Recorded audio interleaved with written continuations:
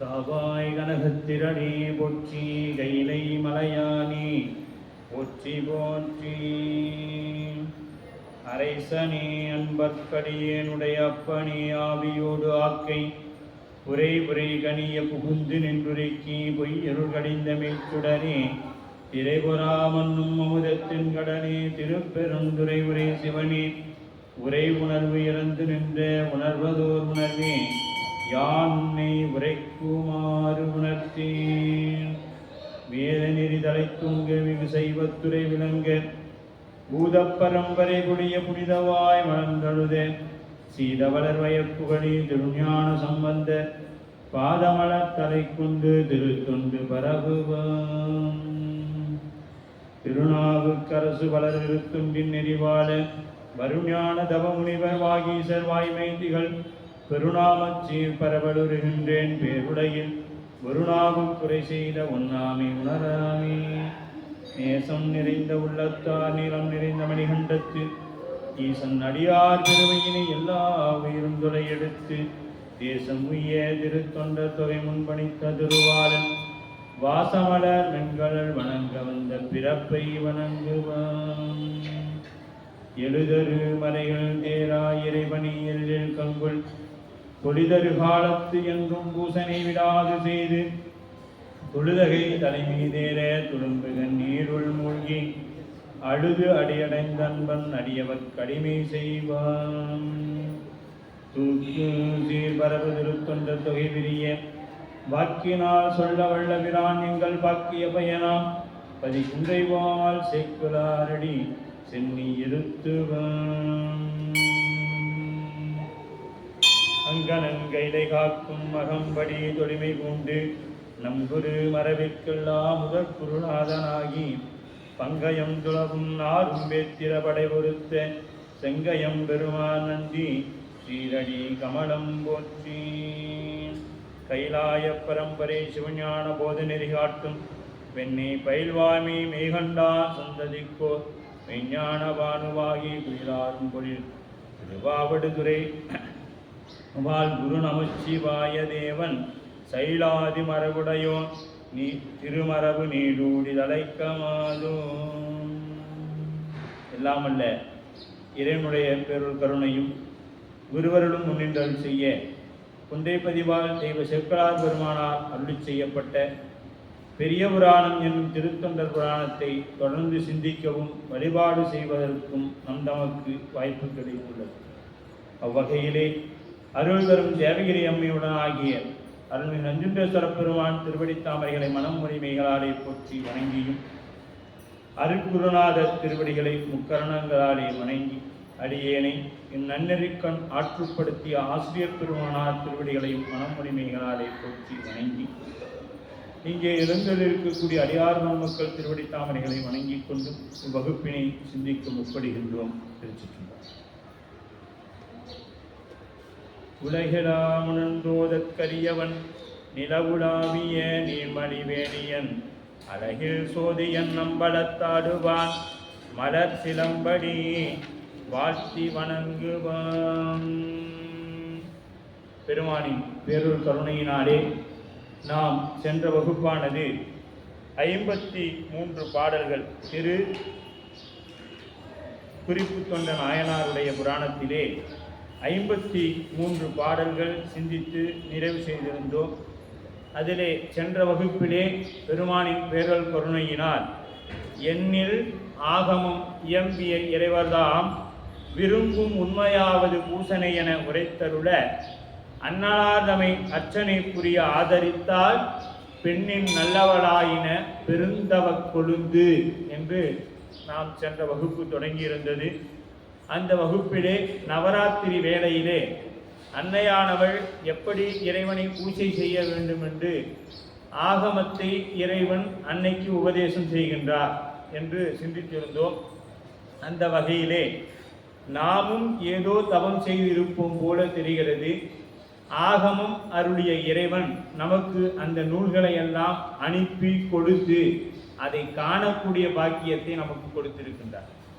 அவ்வகையிலே நாம் ஏதோ புண்ணியம் செய்தோமோ இல்லையோ, அருள் தரும் தேவகிரி அம்மையுடனாகிய நஞ்சுண்டேஸ்வர பெருமானின் பேரருள் கருணை நமக்கு அந்த நூல்களை எல்லாம் காணக்கூடிய ஒரு அற்புத வாய்ப்பு கிடைத்துள்ளது. அந்த வேதமா ஆகமம் ஆகி நிற்கக்கூடிய இறைவன் திருவடியை நாம் போற்றி வணங்கியும், நாம் 53வது பாடல், தேவதேவனும் அது திருவுள்ளம் செய்து தென்திசை மிக்க செய்தவத்தால் யாவரும் தன்னை அடைவது மண்மேல் என்றும் உள்ளது காஞ்சி மற்று அதனுள் மா அமர்ந்த நாம் இருக்கையில் அணைந்து மண்ணு பூசனை மகிழ்ந்து செய்வாய் என்று ஏவ எம் பெருமாட்டியும் பெரியா இசைவு கொண்டு எழுந்து அருளுதற்கு இசைந்தாள். இப்போ நாம் இங்கே பெருமானே ஓரிடத்திலிருந்து இன்னொரு இடத்துக்கு நாம் சொல்லும் பொழுது என்ன சொல்லுவோம்? அம்பலத்தில் இருக்கக்கூடிய பெருமான் இங்கே எழுந்தருளினார், இங்கே எழுந்தருளிய பெருமான் திரு அம்பலத்திற்கு எழுந்தருள் செய்தார் அப்படின்னு நம்ம பார்த்துருக்கோம் புராணத்தில். அப்போ பெருமான் வந்தார் போனார்னா அது ஒருமையாகிடும்.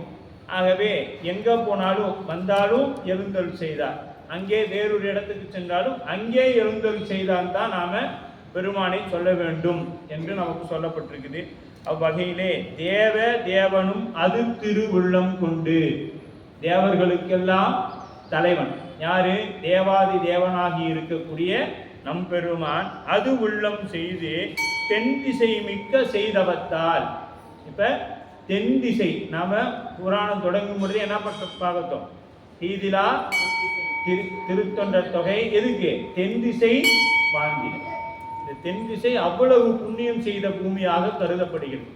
ஏன்னா உலகத்திலேயே ஆகம வழியாக ஆகம ரீதியாக ஆலயங்களும் பூசைகளும் நடைபெறக்கூடிய ஒரே இடம் எங்கன்னா தென் திசையில மட்டும்தான், வேற எங்கேயும் இல்லை. இதை நாம் என்ன பண்ணா காசியில போனா விடுறாங்க, இங்க விடல. அங்கெல்லாம் ஆகமம், அது வேற ஆகமம்.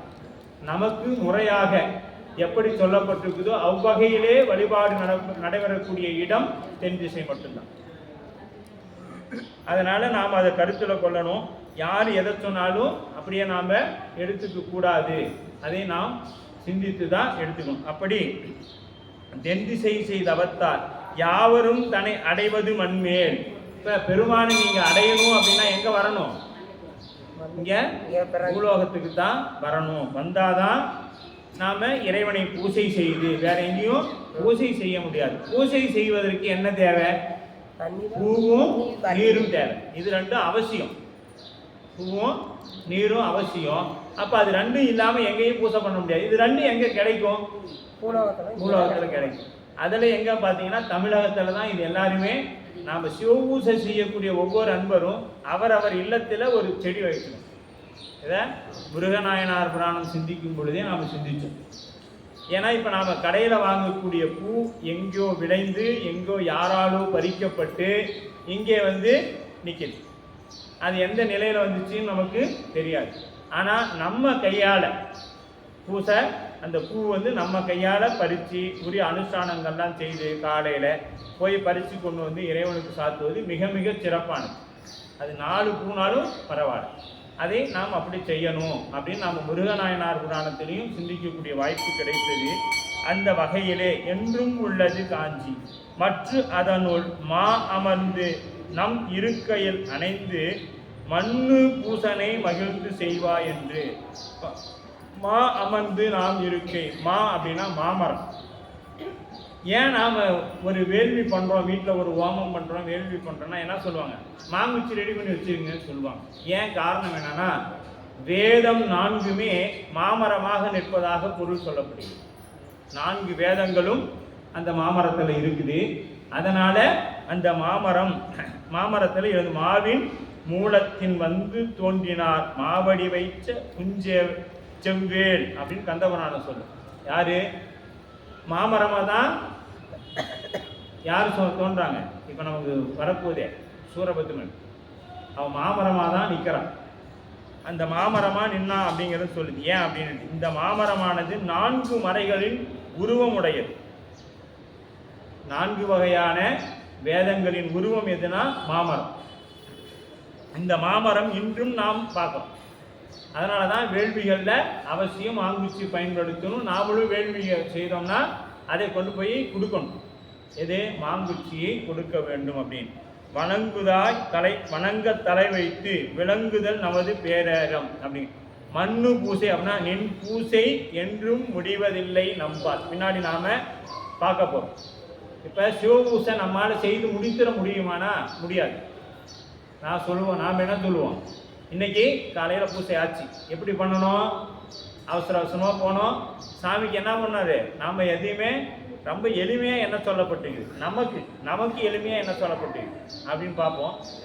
புண்ணியம் செய்தாருக்கு பூண்டு நீர் உண்டு, அவ்வளவுதான். சாமி எடுத்து வச்சு தீர்த்து சுற்றி பூ வச்சுட்டு அவ்வளவுதான், வேலை முடிஞ்சிச்சு. அதை அடுத்த நிலைக்கு 1வது ஆ சொல்லி கொடுத்தாங்க டீச்சர். அந்த ஆவிலேயே நிற்கிறோம், அதுக்கு மேலே போகலை. சரியை, கிரியை, யோகம், ஞானம். சரியைனா சரியை முற்றணும். சரியில் என்னென்ன தொண்டுக்குதோ அதெல்லாம் செய்யணும். அடுத்து கிரியையில் என்னென்ன தொண்டுக்குதோ அதெல்லாம் செய்யணும். யோகத்தில் என்னென்ன இருக்கோ அதெல்லாம் செய்யணும். அப்புறம் தான் ஞானம் விளைவிக்கும். சரியை முற்றி, கிரியை முற்றி, யோகம் முற்றி, பிறகுதான் ஞானம் வாய்க்கும். அதற்கு நாம் பயிற்சிகள் மேற்கொள்ளணும். கொள்ளலைன்னா இப்படியே 1ஆம் கிளாஸ்லேயே ஒரு 10 வருஷம் படிக்க வேண்டியதான். அப்படிதான் இருக்கிறோம். அதே மாதிரி திருமுறைகளை பாடும் பொழுதும் சித்தாந்தம் கேட்கும் பொழுதும் சொல்லும் பொழுதும் நம்ம இடத்துல மாற்றங்கள் வரணும். அன்னைக்கு இருந்த போலதான் இன்னைக்கு இருந்தோம், நேற்று இருக்கிற மாதிரி தான் இன்னைக்கு இருக்கிறோம். அப்ப திருமுறையும் சித்தாந்தமும் கேட்டு என்ன பிரயோஜனம்? திருமுறையும் சித்தாந்தம் படிக்கிறோம், நிறைய நூல்கள் வச்சிருக்கிறோம். எங்க வீட்டில் பாருங்க நிறைய அடுக்கி வச்சிருக்கோம். ஆனா மாற்றம் இல்லையே. மாற்றம் இல்லாம அதை அடுக்கி வச்சு என்ன பிரயோஜனம்? ஒன்றும் இல்லை. அப்ப ஒரு திரைப்படம் நீங்க பாக்குறீங்க, அல்லது வீட்டில் என்ன பண்றீங்க, தொலைக்காட்சி பெட்டியில சீரியல் பார்க்குறோம். அங்க அழுதா நம்மளும் அழுகுறோமா இல்லையா? ஏன் அழுறோம்? அந்த கதை நம்மளோட மனதை உருக்கிற அளவில் இருக்கிறதுனால. அப்ப உருக்கிற அளவில் எல்லா கதையும் இருந்தால் அழுகுறோமானா இல்லை. நமக்கு அது பிடிச்சிருக்கும், நமக்கு அந்த கதை பிடிச்சிருக்கணும்.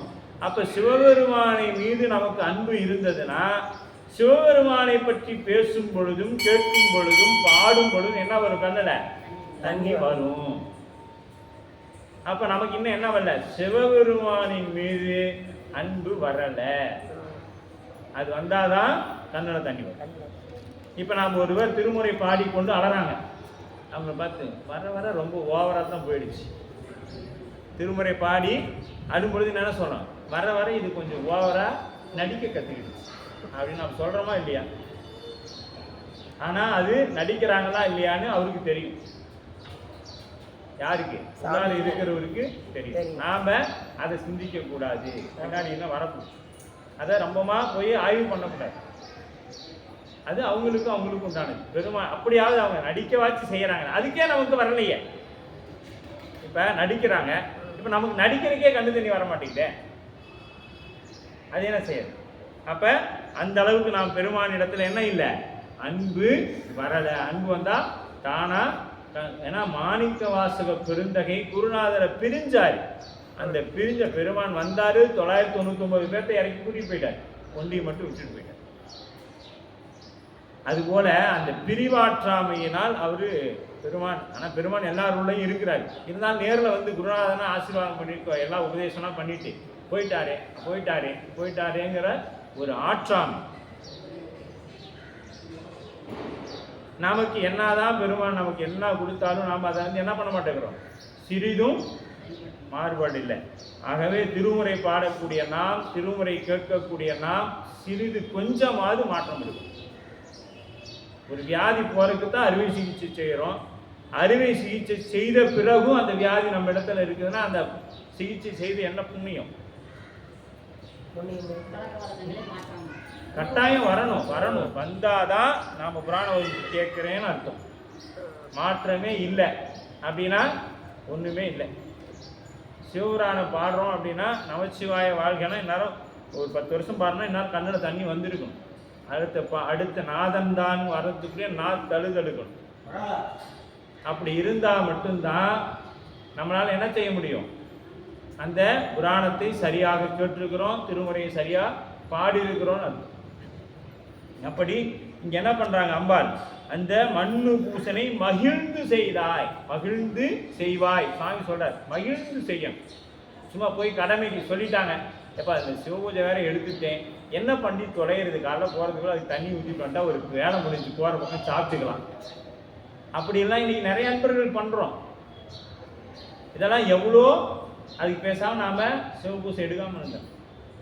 எடுத்தும் குற்றம் செய்வதற்கு நாம் எடுக்காமல் விட்டுறோம் இல்லையா? அப்போ ஏதமிழ் பல யோனிகள் 84,100,000 தன்னுள் வைத்த வேதமும் புறந்தருளும் அக்கருணை பிரான் மொழிந்த ஆகமவழி பேணி போது நீர்மையில் தொழுதனால் போத பொறுப்பில் வேந்தனும் விருப்பில் வந்து எய்தி மாதவம் புரிந்து அருளுதற்கு அமைந்த வளத்தோடு பரிசனங்களை விடுத்தான்.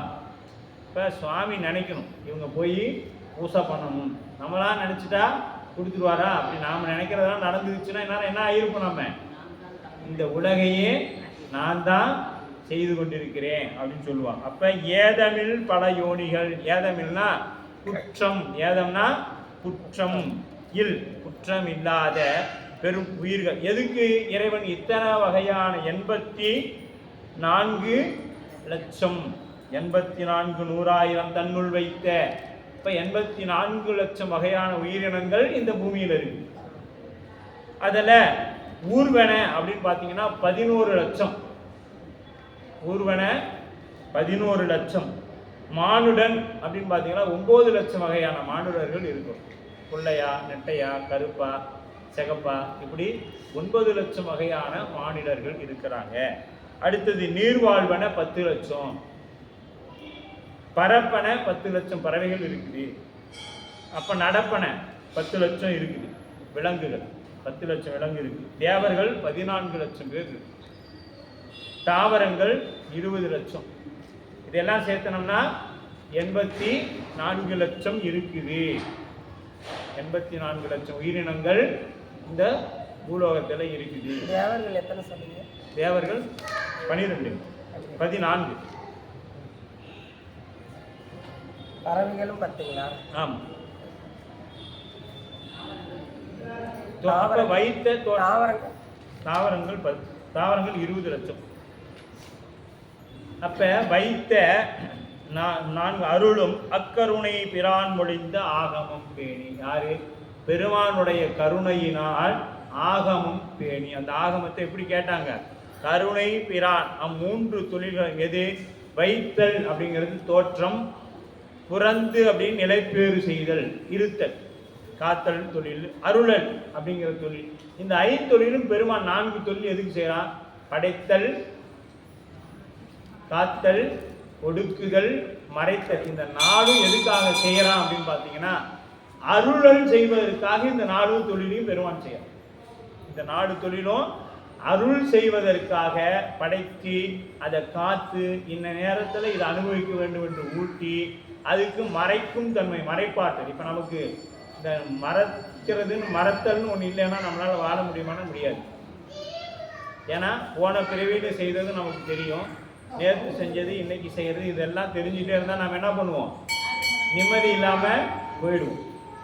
அப்போ இதெல்லாம் எப்படி? இப்போ அடுத்தது அந்தந்த வினைக்கு ஏற்றார் போல இறைவன் படைக்கிறான். இந்த உயிர்களை இறைவன் என்ன பண்ணுறான்? அந்தந்த வினைக்கு ஏற்றார் போல படைக்கிறான். அது எப்படி படைக்கிறான் அப்படின்னு ஒரு சிந்தனை நமக்கு வரும். அது ஏன் சாமி எல்லாரையும் ஒரே மாதிரி? இப்போ ஒரு தாயோட வயிற்றுல பிறக்கிற நாங்கள் எல்லாம் ஒரே மாதிரியே இருந்திருக்கணுமே. எங்கள் அண்ணன் வசதியாக இருக்கிறான், நான் கவர்மெண்ட் வேலைக்கே போல, நான் இப்படி இருக்கிறேன், ஏன் அப்படி இருக்கணும்? இப்படி எல்லாம் போய் ஆய்வு பண்ணி கொண்டு இருந்தோம்னா என்ன ஆயிடும்? ஆய்வு செய்து கொண்டிருந்தா குழப்பம்தான் மிஞ்சி வரும். ஏன்னு கேட்டால், பெருமான் பல வினைகளை எடுத்து நம்ம கூட்டியிருப்பான். இன்னைக்கு செய்த வினையை இன்னைக்கே ஊட்டியிருப்பான், நேற்று செய்ததையும் ஊட்டியிருப்பான். அப்போ இதெல்லாம் நம்ம கணக்கு போட்டாங்கன்னா, எப்போ இது நான் செஞ்சேன், எனக்கு இது வருதே, எப்போ நான் இதை செஞ்சேன் அப்படின்னு போய் நாம் ஆய்வு பண்ணிட்டு இருந்தோம்னா என்ன ஆகிடும்? குழப்பங்கள் தான் மிஞ்சி நிற்கும். அதனால தான் திருப்பாசூரத்தில் என்ன சொல்றாரு திருஞான சம்பந்த பெருமான்? மிக்கு சோதிக்க வேண்டாம், ஆட்பால் கருள் மண்ணும் ஆதிமான்கும் கேட்பான் குடல் கிளர்க்க வேண்டாம். நீ ரொம்பமா போய் அதெல்லாம் ஆய்வு பண்ணாது. பெரியவங்க சொல்லிட்டாங்களா? ஆமாம். அப்படின்னு சொல்லிட்டு ஏற்றுக்கிட்டு போயிடணும்.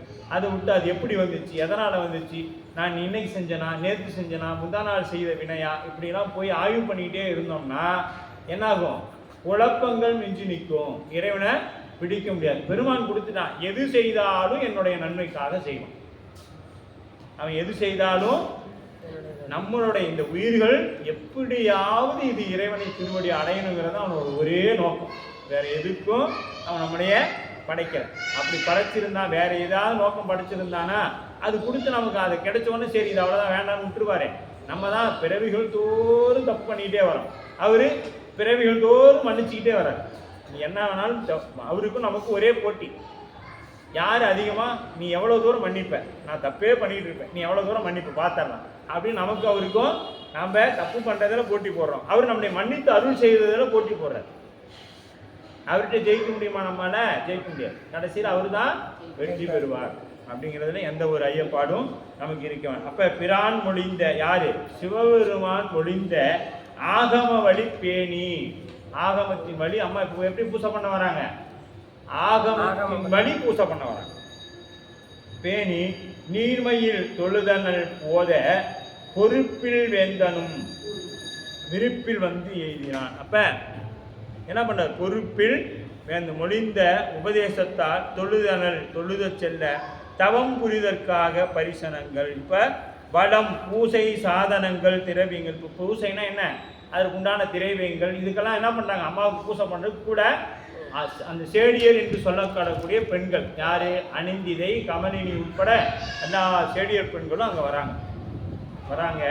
மாதவம் புரிந்து அருளுதற்கு, எதுக்கு, மாதவம் செய்வதற்காக அருளுதற்கு அணைந்த வளத்தோடு பரிசனங்கள் விடுத்தான். இப்ப என்ன பண்றாரு, கூட அந்த பரிசனங்கள் அம்மாவுக்கு சேவை செய்வதற்காக அந்த சேடியர்களும் உடனே வருகிறார்கள். எங்க வராங்கன்னா, துண்ணு பல் உயிர் வானவர் முதலா சூழ்ந்து உடன் செல காஞ்சியில் அணைய தன்னை நேர்வரும் பதுமமானாகும் தம் பிராட்டி தாழ் தலைவி செய் வைத்து அன்னையாய் உலகு அனைத்தையும் இன்றாய் அடியனே உரை புலம் அதன் இடையே மண்ணு கோயில் கொண்டு அருள்வாய் என்ன மழை மடந்தை மற்று அதற்கு அருள் புரிந்து. இப்ப அம்பாள் எங்க வராங்க, காஞ்சி மாநகருக்கு எழுந்தருள் செய்யறாங்க. துண்ணு உயிர் வானவர் முதலாக அங்க இருக்கக்கூடிய அத்துணை உயிர்கள் எங்க, அவரது பூசையின் பயன் பெறும் உயிர்கள் மேல் வைத்த கருணை. இப்ப ஏன் அம்மா பூசை பண்ணணும், அம்மா சுவாமியோட சரிபாதி இருக்கிறவ, அவ பூசை பண்ண வேண்டிய அவசியம் என்ன இருக்கு, பூசை பண்ணாதான் அம்பாளா இருந்தாலும் பூசை பண்ணணும், பூசை பண்ணாதான் இறைவனை பிடிக்கும். இப்ப அம்பாள் தானே தண்ணீர் பாதியா இருக்கிறாளே அப்படின்னு சாமி காட்சி கொடுத்துறணும், அவங்களுக்கும் காட்சி கொடுக்கல. அவங்களா இருந்தாலும் என்ன பண்ணணும், பூசை மட்டும் பண்ணல, தவம் பண்ணணுங்கிறாங்க. தவம் பண்ணணும்னா என்ன பண்ணணும், எப்பொழுதுமே சாப்பிடக்கூடாது, சாப்பாடுலாம் குறைக்கணும். அதுக்கு அடுத்தது வெங்காயம் பூண்டெல்லாம் சேர்த்துக்கூடாது, சாத்வீக உணவாக சாப்பிடும். அதற்கு அடுத்தது பார்த்தீங்கன்னா விரதங்கள் நிறைய கடைபிடிக்கும், சோமவார விரதம் இதெல்லாம் கடைபிடிக்கும். இதெல்லாம் கடைபிடிச்சு பௌர்ணமி விரதம், அமாவாசை விரதம், இப்படி எல்லா விரதங்களும் கடைபிடிச்சு அப்புறம் காட்டுக்கு போகும். வீட்டெல்லாம் துறந்து காட்டுக்கு போகணும். காட்டில் போய் நல்ல புற்று வளர்கிற மாதிரி என்ன பண்ணணும், நல்ல சாப்பாடே இல்லாமல் கனி வகைகளை சாப்பிடணும். அப்புறம் கொஞ்சம் காலம் போய் அந்த கனிகளை விட்டு உணவு என்ன பண்ணணும், சருகுகளை சாப்பிடணும். தண்ணி கூட குடிக்காமல் சருகுகளை சாப்பிடணும். அப்புறம் காற்றை மட்டுமே சுவாசிக்கணும். அப்படி பார்த்தீங்கன்னா நம்ம நேரில் பார்க்குறதுக்கு வாய்ப்பு இல்லை, படங்களில் பார்த்துருப்பீங்க. வயிறு இப்படி ஒட்டி போய் இந்த எலும்பெல்லாம் எப்படி தெரியும், வெளியில் எலும்பு மட்டும்தான் தெரியும், எலும்பு மேலே ஒரு தோலை போத்தி வச்ச மாதிரி இருக்கும், அந்த எலும்பு தெரியும், புரியுதா? அப்படி தபம் பண்ணணும். இன்னும் அப்படின்னா நல்ல மொட்டை பாறையில் ஏறி ஒத்த காலை நின்றுட்டு இப்படி தலைமையில கையை தூக்கி ஒரு காலை நின்றுட்டு ஓம் சிவாயனம் ஓம் சிவாயனம்னு சொல்லணும். இப்படியெல்லாம் சொல்லி இவங்கெல்லாம் பார்த்துட்டாங்கன்னா இல்லை, அப்படி இருந்தவங்கெல்லாம் விட்டுட்டு என்னை வந்து பிடிச்சிங்களே சுவாமின்னு யார் சொல்லுவா? மாணிக்க வாசகர் சொல்லுவா. என்னினி தவங்கள் செய்து அத்தனை பேர் தவம் செய்யறாங்க, அவங்களுக்கெல்லாம் காட்சி கொடுக்காத பெருமான் என்னைய திருப்பரத்துறையில வந்து குதிரை சேவகனாகவும் இருந்து ஆட்கொண்டானே அப்படின்னு சொல்லுவாங்க. அப்ப நம்ம பெருமான் தவம் பண்றது யாருன்னு அவன் விரும்பணும். அவன் யார் தவம் பண்றாங்கன்னு அவனுக்கு தெரியும். அதனால பெருமான் அவங்கள போய் விழிப்பாரு. நாமளும் அந்த மாதிரிலாம் இருக்க முடியுமானா முடியாது. சிவபூசை பண்றதுக்கே நம்மளால முடியல, இதெல்லாம் நாம் அடக்கம் பண்ணி அடக்கம் நம்மளையே அடக்கம் பண்ணாலும் நான் அடங்காது. நம்மளையே அடக்கம் பண்ணாலும் நான் அடங்க மாட்டேங்கிறேன். அப்ப நாக்கு அடங்கணும். அந்த நாக்கு அடங்கின பிறகுதான் உள்ளம். முதல்ல நமக்கு என்ன, அதனாலதான் என்ன சொன்னாங்க, முதல்ல நான் காக்க, முதல்ல அது வேணும். அது இல்லை அப்படிங்கிற பட்சத்துல எல்லாமே நமக்கு என்னவா போகும்? நமக்கு பிரச்சனைகளா வரும். அதிகமா நாக்க அடக்காம உள்ளார போட்டோம்னாலும் பிரச்சனை, சொல்ல வெளியே விட்டோம்னாலும் பிரச்சனை இல்லையா? எல்லாமே அது பிரச்சனையா வரும்.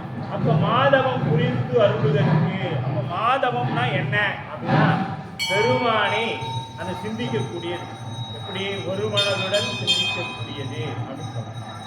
அப்ப அந்த சிந்தனை நிந்தனுக்கு ஆக்கி அந்த சிந்தனையை பெருமான் மீது வைத்து எய்தி அருளுதற்கு அமைந்த வளத்தோடு பரிசனங்கள் உண்டு. அப்ப துண்ணு உயிர் இந்த உயிர்கள் எல்லாம் எப்படி சிவபூசை பண்றதுன்னு தெரியாது.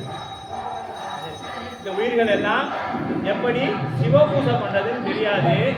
அதனால அதுங்களுக்கு சொல்லி இந்த உயிர்களுக்கு எல்லாம் சொல்ல வேண்டும். அதனால பெருமான் என்ன பண்றான்? நேரடியா என்ன செய்ய முடியாது, உயிர்களுக்கு சொல்லிட முடியாது. அதனால அன்னைக்கு உபதேசம் செய்து அன்னைக்கு எப்படி சிவபூசை செய்யறதுன்னு செய்து காமிக்கிறார். அது பெருமான் செய்து காமிச்சாதான் ஆன்மாவால பிடிக்க முடியும். அதனால செய்தும் காமிக்க. அப்ப துண்டு உயிர்கள் வானவர் முதலாக மாணவராக இருந்தாலும் என்ன பண்ணணும்? பெருமானை பூசை பண்ணணும். சூழ்ந்து உடன் செல காஞ்சி அணை, இவர்களா சூழ்ந்ததே காஞ்சி மாநகருக்கு அன்னையார் வருகின்றாங்க. தன்னை நேர்வரும் பதும மாநாகம் அப்படிங்கிறார். பதும நாகம் என்பது 8 திசையும் இந்த பூமியை 8 நாகங்களால் காப்பாற்றப்படுகிறது, பாதுகாக்கப்படுகிறது. அவற்றில் ஒன்று அவை வாசுகி அப்படிங்கிற பாம்பு, அந்தன், தக்கன், சங்கவாளன், புலிகன், யதுமன், மதுபாதமன், கார்கோடகன் என்னும் இந்த 8 வகையான பாம்புகளால இந்த உலகம் பாதுகாக்கப்படுகிறது. அப்ப பதுமன் என்னும் மாநாகம் காஞ்சியில் எங்க இருக்குது? பிளத்தில். பிளத்தில்னா வங்குல.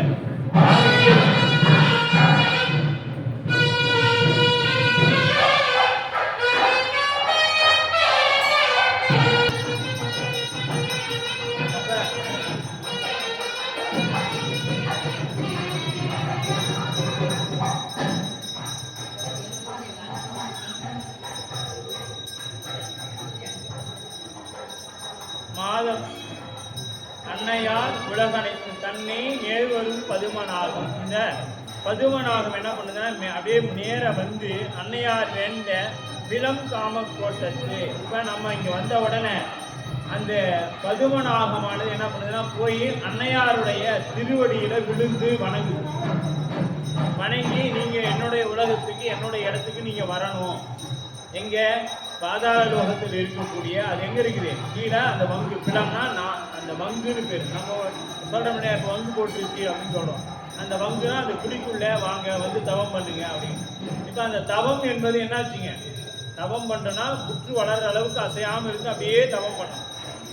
அந்த மாதிரி நீங்க அங்க வந்து தவம் பண்ணுங்க அப்படின்னு சொல்லுது. அதனாலதான் காஞ்சி தலமானது மண்ணுக்கு பஞ்சபூத தலங்களில மண்ணுக்குரிய தலமாக போற்றப்படும். திருவாரூரும் காஞ்சி மாநகரம். அப்படி அந்த பதும நாகம் தம்பிராட்டி தாழ் மிசை வைத்து, தலை மிசை வைத்து, அப்ப தலை மிசைனா தா அப்படின்னா தாள் அப்படின்னு பொருள். மிசைனா அதோட தலையை கொண்டு வந்து எங்க வைக்குது? அன்னையோட திருவடியில வைக்குது. அந்த திருவடியும் தலையும் ஒன்றோட ஒன்று பிணைஞ்சு நிற்கிறதுனால அதுக்கு தலைமிசை வைத்து அன்னையாய் உலகனைத்தையும் ஈன்றாய். இந்த அன்னை தான் என்ன பண்றா? இந்த உலகு அனைத்தையும் நமக்கு கொடுக்கிறாங்க. எதன் வழியா? மாயையின் வழியாக என்றது எவ்வுயிரும் மீது கொண்ட கருணையினால் அங்கு வந்த. இவன் ஏன் வரணும் அப்படின்னா உயிர்கள் மீது வைத்த கருணையினால். அப்பதான் இந்த பூசைனா என்னான்னு தெரியும் உயிர்களுக்கு அப்படின்னு சொல்லி அன்னையானவள் அந்த ஆகமத்தை கேட்ட மாத்திரத்துல தான் பிறவிக்கு அங்க பூலோகம் போய் பூஜை பண்ணணும்னு நினைச்சா. அதனால மலையத்து வசம் மகளுக்கு வந்து மலையரசன் வந்து சேர்றாங்க. இந்த அன்னையானவள் எங்க வந்து சேர்றாங்கன்னா மலையரசன் வந்து சேர்றாங்க. அந்த மலையரசன் ஆணவத்தால் அறிவிழந்த கேவலத்தில் இருக்கக்கூடிய நாம் நம்ம இறைவன் எப்படி வச்சிருக்கிறான்? அறியாமை என்கின்ற கொஞ்சமோட அறிவு இழந்து கேவலத்தில் இருக்கும். கேவலத்தில் இருக்கக்கூடிய நம்மை இறைவன் என்ன பண்றான்? மாயை என்கின்றதின் வழியாக அசுத்த மாயை சுத்த மாயை படைச்சு நமக்கு என்ன பண்றாரு? ஆகாயம், வாயு, நீர், மண் அப்படிங்கிறதும் ஓசை, ஊறு, ஒளி, நாற்றம், சுவை, நாற்றம் என்றும் கை, கால், வாய், எருவாய், கருவாய் என்று இப்படியெல்லாம் படைத்து குருடன், அராகம், புத்தி, சித்தம், வித்தை, களம், நியதி, மாயை அப்படிங்கிற இதெல்லாம் கொண்டு வந்து சாமி அப்படியே கொண்டு வந்து நிறுத்துறாங்க. அப்படி பண்ணதுனால தான் நமக்கு இன்னைக்கு என்ன இருக்குது? 36 தத்துவங்களையும் கொடுத்து ஒரு உடம்பை கொடுக்கின்றார். இது எப்படி வருதுன்னா மாயையின் வழியாக. எப்படி வருது? மாயையின் வழியாக நமக்கு இது வருகிறது. அப்படி அன்னையானவர் மாயாசக்தி வழியாக இந்த உடம்பை கொடுத்து எங்க இருந்து கொடுக்குறாங்க? கேவலத்துல இருந்த நம்ம இறைவன் எடுத்து பிறவிக்கு கொண்டு வரான். ஏன் அப்படியே விட்டுறலாமே அப்படின்னா இல்ல, இந்த ஆன்மாக்கள் எல்லாம் இன்பம் எய்த வேண்டும் என்ற கருணையின் அடிப்படையில் நமக்கு இறைவன் அந்த முக்தி கிடைக்க வேண்டும் என்பதற்காக இந்த உலகத்துல கொண்டு வந்து நம்மை படைக்கிறான். அப்ப உயிர் தலைத்தல், உயிர்கள் மலக்கட்டு நீங்கு அறிவு விழிப்பு பெற. இந்த உயிர்கள் மலக்கட்டு நீங்கணும். மலக்கட்டு இப்போ ஒரு கட்டு நீங்கணும்னா என்ன பண்ணும்? நம்ம ஒரு நல்ல ஒரு கட்டி வச்சிருக்கிறோம். அந்த கட்டு லூஸ் ஆகணும்னா தளர்ந்து போகணும்னா பக்கத்தில் என்ன பண்ணும்? அதை விட இன்னும் கடினமா ரொம்ப இறுக்கி கட்டணும்னா இந்த கட்டு தளர்ந்து போயிடும். அதுபோல ஆணவத்தில் இருக்கக்கூடிய நம்மை இறைவன் கண்மம் மாயை என்கின்ற இரண்டை நம்மோடு கூட்டி அந்த ஆணவ மனத்தை நீக்குகின்றார். அப்படிங்கிறது தான் 2 கட்டுகள் அப்படின்னு சொல்லப்படும். அப்ப அருள் புரிந்து இசைந்து அதற்கு பிளத்திற்கு என்ற இசைந்துனா அருள் புரிவதற்கு இறைவன் சொல்லி விரும்பினான் அப்படிங்கிறது. எதுக்கு? அருள் புரிந்து விரும்பினான். தன்னை நேர்பட அன்னையார் உலகனைத்தையும் என்றாய் அடியனே உரை பிடம் அதன் இணையே மண்ணு கோயில் கொண்டு அருள்வாய். நான் நிலைத்து இங்கேயே கோயில் கொண்டு நீ அருள்வாயாக. என்ன மலையத்து என்ன மலைமடந்தை மற்றும் மலைமடந்தைனா மலையத்து வசனுக்கு மகளாக வந்திருக்கக்கூடிய தாங்கள். மலையத்து வசனுக்கு மலையத்து வசனுக்கு மகளாக வந்திருக்கக்கூடிய நீங்கள் மடந்தை மற்றும் அதற்கு அருள் புரிந்து அதற்கு அருள் செய்கிறார்.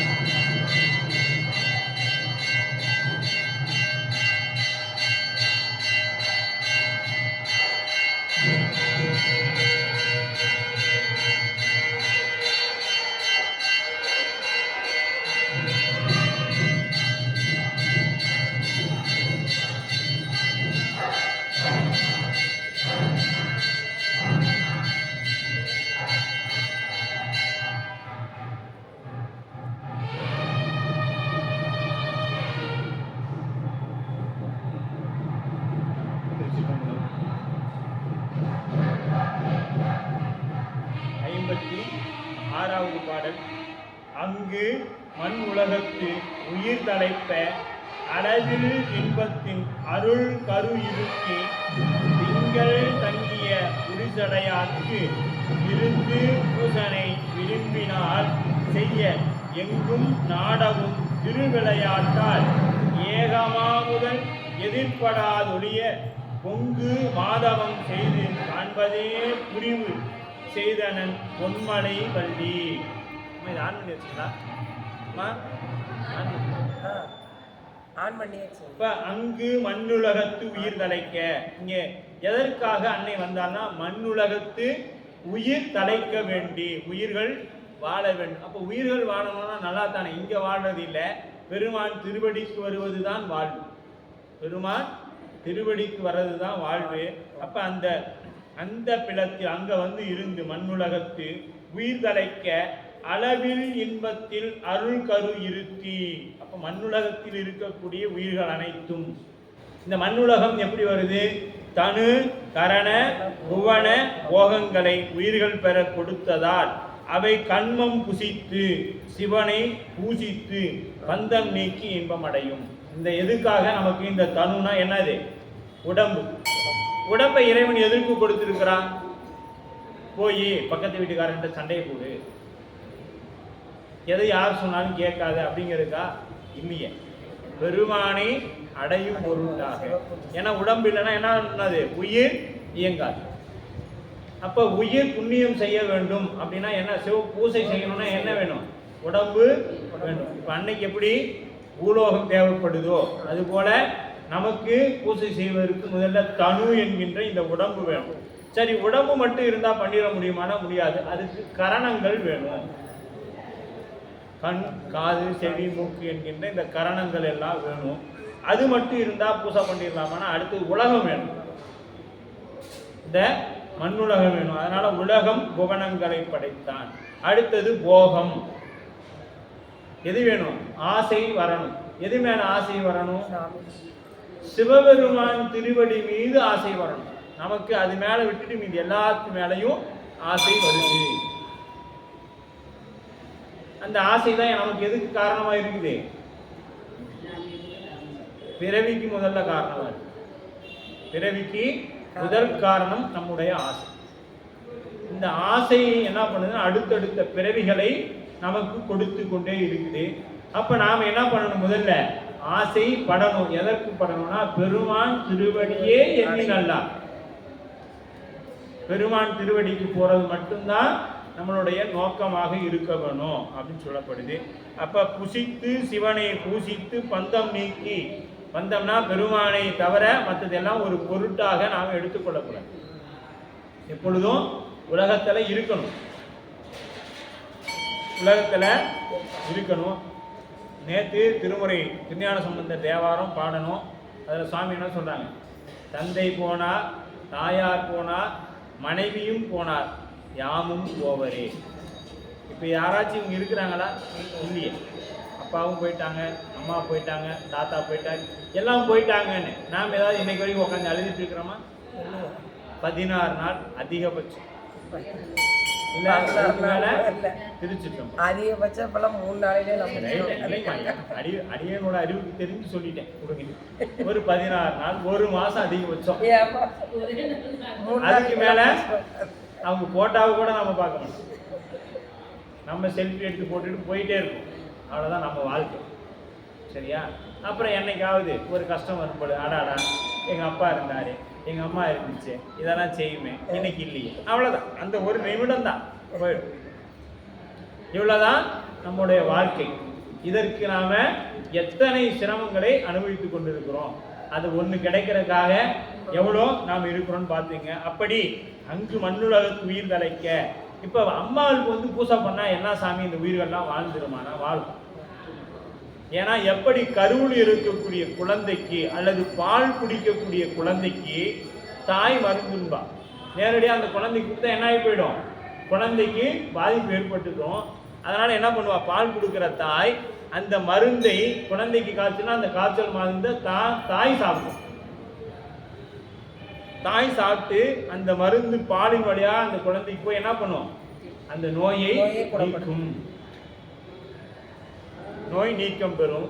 அதுபோல இறைவன் அன்னையின் வழியாக இந்த உலக உயிர்கள் எல்லாம் உயிர் வேண்டும்னு நமக்கு பூசையை சொல்லி கொடுக்குறாங்க. எப்படி சொல்லி கொடுத்தார்? எந்த வழியில பூசை பண்ணணும் அப்படின்னா ஆகமத்தின் வழி நின்று பூசை பண்ணணும்.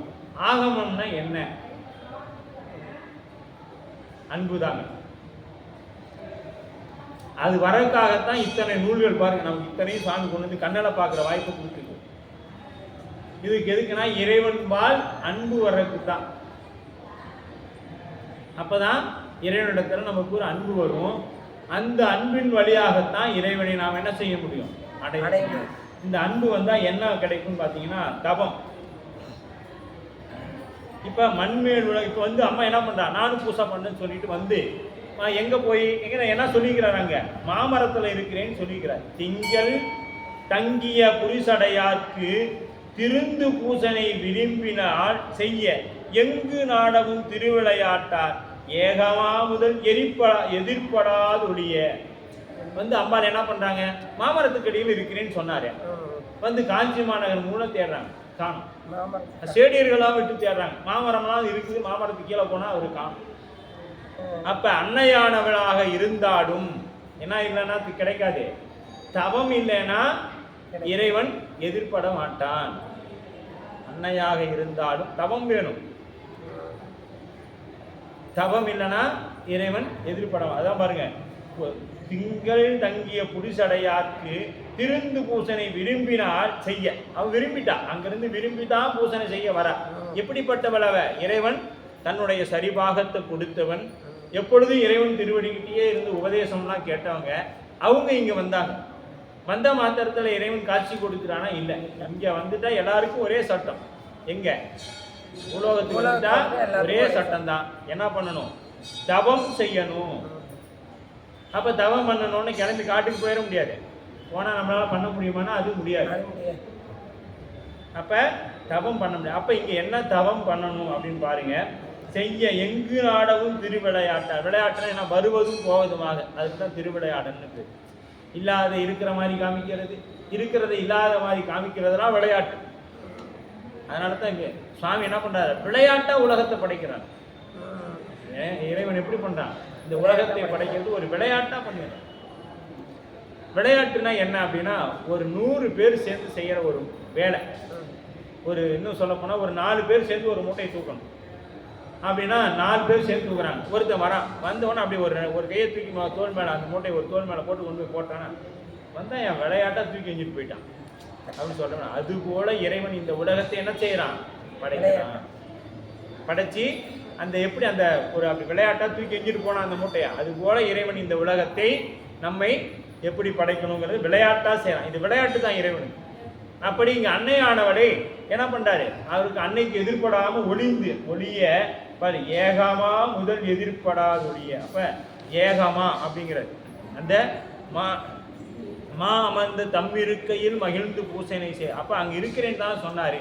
இங்க எங்கேயோ காணமே அப்படின்னு சொல்லிட்டு எங்க பண்றாரு? அப்படியே வந்து அங்க அப்படியே தேடுறாரு. பொங்கு மாமரம் மூலம் ஏகம்பம். அப்படி ஏகமா அப்படின்னா ஏகம்பநாதர். காஞ்சி மாநகரில் இருக்கக்கூடிய பெருமானுக்கு என்ன பேருங்க? ஏகாம்பநாதர் அப்படின்னு பேருங்க. அப்ப தோன்றும் அனைதலுமாக இருந்த பொங்கு மாதவம் செய்து காண்பதற்கு இறைவன் தவத்திற்கே விரும்பி வெளிப்படுவான். அப்ப எடுத்த உடனே இறைவன் வெளிப்பட்டு தோன்றிடுவானா? தோன்ற மாட்டான். தவம் வேணும். அந்த ஆன்மா தவம் இருந்தாதான் இறைவன் அங்க வெளிப்பட்டு தோன்றுவான். அப்ப இறைவன் தவம் இருந்தால்தான் அன்னையே காண முடியும். இப்ப அன்னைக்கே அந்த நிலைமைனா நாம 4 நாள் வந்து திருமுறை பாடிட்டு இறைவன் எனக்கு என்ன செய்யல? அருள் செய்யல. நானும் கோயிலுக்கு வரேன், இறைவனுக்கு எதுவுமே செய்யலைன்னு சொல்றோம். நாம அந்த அளவுக்கு அன்னையை போல விரும்பி அன்போட பூசை பண்றோமா, திருமுறை பாடுறோமானா இல்லை. இருந்தாலும் நமக்கு ஒரு ஆற்றாமை, இறைவனிடத்துல நான் வரேன் எனக்கு கிடைக்கலன்னு சொல்லிட்டு இருக்கிறோம். ஆனா நமக்கு தவம் இருந்தா என்ன கிடைக்கும்? இறைவன் கட்டாயம் நமக்கு அருள் செய்வான். புரிவு செய்தல் இறைவனோடு பிரிவில்லாது. அப்ப அன்னை எப்படிப்பட்டவள்? இறைவனோட பிரிவில்லாது நிற்கக்கூடிய அன்னைக்கே இந்த நிலைமை. அப்ப நம்ம நிலையை நினைச்சுக்கிங்க, நாமளே எப்படி இருக்கிறோம் அப்படின்னு நினைச்சுக்கிங்க. அவளுக்கே அன்னை வேறாகி பூசை, அன்னையே இறைவனிடத்துல வேறாகி வந்து பூசை செய்யணும்னாலும் அதற்கு தவம் வேணும். அப்ப அவர் பூசை ஏற்றவாறு ஆகமும் அப்படியே இரண்டாகி வெளிப்படும் அன்னையார் தடுவ ஒன்றாகியும் காணுமாறு ஒரு பொருளே ஒன்றாகவும் இரண்டாகவும் காண்பது இத்தலம். ஒன்னையே இரண்டாகவும் காணக்கூடியதாக இருக்கக்கூடிய இந்த தலம். அப்ப பொங்கு மாதவம் செய்து காண்பதற்கு இப்ப என்ன பண்றாங்க, அம்மா தவம் செய்வதற்கு ஒரு இடம் வேணும். அந்த தவம் புரிந்து செய்தனன் பொன்மலை வள்ளி, தவம் செய்ய இருக்கிறாங்க. அம்மா தவம் செய்யறாங்க, இறைவன் வெளிப்படலைன்னு என்ன பண்றாங்க, தவம் செய்யறாங்க. யாரு, பொன்மலை, மலையிலிருந்து வந்த மலையத்து வசனுடைய மகள் அப்படின்னு சொல்ல. நெஞ்சம் ஈசனை காண்பதே விரும்பி நிரந்தரம் திருவாக்கில் திகழ்வது அஞ்செழுத்துமே ஆக ஆளுடைய அம்மை செம்மலர் கைகுவித்து இறஞ்சி தஞ்சம் ஆகிய அருந்தவம் புரிய தரிப்பரே அவள் தனி பெருங்கணவர் வஞ்சம் நீக்கிய மாவின் மூலத்தில் வந்து தோன்றினார் மலைமகள் காண. இப்பதான் இறைவன் என்ன பண்றான், வெளிப்பட்டு தோன்றான். எங்க, மாமரத்துக்கு. அப்ப நெஞ்சம் ஈசனை காண்பதே விரும்பி, இந்த மனம் நெஞ்சி சித்தம் அப்படின்னா என்னன்னு தெரியும். மனம் நெஞ்சி சித்தம். இந்த மனம்ங்கிறது என்னன்னா பற்றுவதற்கு மனம். மனம் வந்து ஒன்றை போய் பற்றும், இதுதான் மனத்தோட வேலை. மனம் ஒன்றை பற்றும். மனம் பற்றின உடனே என்ன பண்ணா நெஞ்சம் அதை பிடித்து நிற்கும், பற்றுவதை நிறுத்தி நிற்கும். அப்ப பண்டை மனமே நெஞ்சம் இடம். அப்ப நெஞ்சம் இடமாக கொண்டேன், விரியாது ஒரு பொழுதும் இருந்தறியேன், வஞ்சம் இது ஒப்பது கண்டறியேன் அப்படிம்பார் அப்பர் சுவாமி. அப்ப இந்த நெஞ்சே கோயிலாக, நெஞ்சே கோயிலாக. அப்ப முதல்ல மனம் ஒன்றை போய் பற்றும், நெஞ்சம் அதை நிறுத்தும். அதுக்கு அடுத்து பார்த்தீங்கன்னா சித்தம் நினைத்தல். சித்தம் செய்வீர்கள் அப்படின்னா சித்தம் எப்பொழுதும் இடையறாது பெருமானை சிந்தித்து கொண்டே இருத்தல், இறைவனை அப்படியே சிந்தித்து கொண்டே இருக்கிறது தான் சித்தத்தோட வேலை. அப்ப இந்த மனம் நெஞ்சம் சித்தம் இது மூன்றும் ஒன்றே தான், இது மூன்றும் ஒன்றுதான். முதல்ல போய் பற்றி நிற்பது மனம், அதை பற்றதை நிலைநிறுத்தி நிற்பது நெஞ்சு. அப்ப அந்த நெஞ்சு அப்ப விறகின் தீயன் பாலிலும் படு நெய்ப்போல் மறைய நின்றுளான் மாமணி சோதியான் உறவுகோல் நற்று உணர்வு கயிற்றினான் முருக வாங்கி கடையமுன் நிற்குமே என்பது அப்பர் சுவாமியோட தேவம். அப்ப அது அப்படியே நிற்கணும். நிற்கிறதுக்கு என்ன பண்ணணும், அந்த சித்தம் அதில் நிற்கணும். நிரந்தரம் திருவாக்கில் நிகழ்வது, நெஞ்சம் ஈசனை காண்பதே விரும்பி நிரந்தரமாக அந்த திருவாக்கில் நிற்பது. அஞ்செழுத்துமே ஆக ஆளுடைய அம்மை செம்மலர் கை குவித்து இறஞ்சி. இப்ப இங்க இன்னும் என்ன சொல்றாங்கன்னா, அஞ்செழுத்து ஆக ஆளுடைய அம்மை மூன்று கரணங்களாலும் முக்கரணங்களாலும் பணிந்தோன்னு சொல்றோம் இல்லையா. அப்ப இந்த நெஞ்சு ஈசனை காண்பு விரும்பி, விரும்புதல் ஒன்று. மனம் வாக்கு, மனம் என்னாச்சு விரும்பிடுச்சு. அதுக்கு அடுத்து வாக்கு என்ன சொல்லுது, ஐந்தெழுத்தையே சொல்லி இது நேரடியா சொல்லிட்டார். நெஞ்சம் ஈசனையே காண்பது விரும்பின்ட்டார் மனம். அடுத்தது வாக்கு, மனம் வாக்கு காயம் அப்படின்னு. மனம் வாக்கு என்ன சொல்லுது, அஞ்செழுத்துமே ஆக ஆளுடைய அம்மை செம்மலர் கைகுவித்து. அங்கதான் மனம் வாக்கு காயம். காயம் எங்க, இந்த கை எங்க இருக்குது, இந்த காயத்தலை இருக்குது. அதனால கைகுவித்து இறஞ்சி. அப்ப மனம் வாக்கு முக்கரணங்களும் இறைவனை வழிபாடு செய்யணும். நாம போய் பூசையில் உட்கார்ந்த உடனே மனம் என்னத்தையோ நினைக்கும், என்னென்னத்தையோ நினைக்குது, என்னென்னத்தையோ நினைக்குது. நீங்க சாமிகிட்ட வந்து நின்று திருமுறை பாடலானா மனசு என்னென்னத்தையோ நினைக்கும். அப்ப மனம் ஒன்று நினைக்குது. அப்புறம் எங்க போய் அஞ்செழுத்த சொல்றது, நாம அஞ்செழுத்த ஆர்வத்தோட சொல்ல முடியுமானா முடியாது. அப்ப சொல்லியது அப்ப கை கூப்பி கண்ணில் வருமானா வராது. இதெல்லாம் வரணுங்கிறார். பாருங்க, அன்னையானவளுக்கு அப்படித்தான். எப்படி? நெஞ்சம் ஈசனை காண்பதே விரும்பி. இது மனத்தோட வேலை. விரும்பணும். எதை விரும்பணும்? பெருமான் திருவடியே எண்ணினார். பெருமான் திருவடியை விரும்பணும். நிரந்தரம் ஒரு வாக்கில் திகழ்வது. வாக்குல அடுத்து வாக்கு என்ன பண்ணணும்? சிவாயனம் சிவாயனம். குருநாதர் என்ன மந்திரத்தை சொல்லி கொடுத்தாங்களோ அதை இடையறாது சிந்திக்கணும். நற்றவா உன்னை நான் மறைக்கணும் சொல்லு நான் நமச்சிவாயவே. தும்மலோடு இரும்பல் தொடர்ந்த போதிலும் அம்மையிலும் துணை அஞ்செழுத்துமே. இந்த 5 எழுத்து எப்படி இருக்கணும்? அப்படியே 5 எழுத்தின் பிணை பிடித்து கிடக்கின்றேனே. அப்படியே 5 எழுத்து வேற நாம அப்படியே பிடிச்சு நிக்கணுங்க. பிடிச்சு நின்னாதான் 5 எழுத்தின் பிணை பிடித்து கிடக்கின்றேனேன்னு சொல்லணும். அப்படி அம்மை செம்மலர் கைகுவித்து இறைஞ்சி. அடுத்து என்ன பண்ணாங்க? மனம் வாக்கு. மனம் என்ன பண்ணுச்சு? இறைவனை போய் பட்டிடுச்சு. வாக்கு இறைவன் திருநாமத்தை சொல்லிக்கொண்டே இருந்தது. இறைவன் திருநாமங்களை. அப்ப கை என்ன பண்ணுது? அடுத்து உடம்பு இருக்குதே, இது ஏதாவது செய்யணுமே. முக்கரணங்களால வணங்குறன்னு சொல்றோம். இப்ப நம்ம வகுப்பு தொடங்கும் பொழுது மனம் வாக்கு காய முக்கரணங்களால் பணிந்து, முக்கரணங்கள் பணிகிறோம். அது என்னென்ன அப்படின்னு தெரியணும். மனம் மனம் போய் ஒன்றை பற்றணும்.